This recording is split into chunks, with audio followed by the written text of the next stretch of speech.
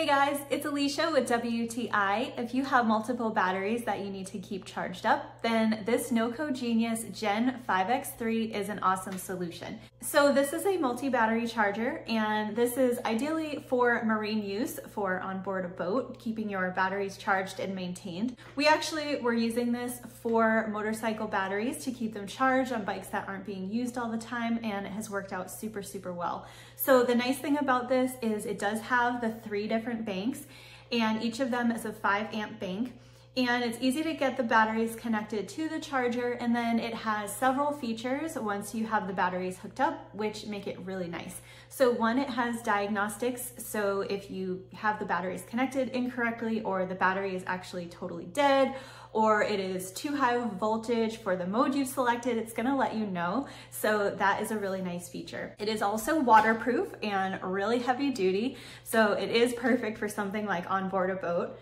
It also has thermal compensation, so if it is very hot or very cold, it is not going to over or undercharge the battery.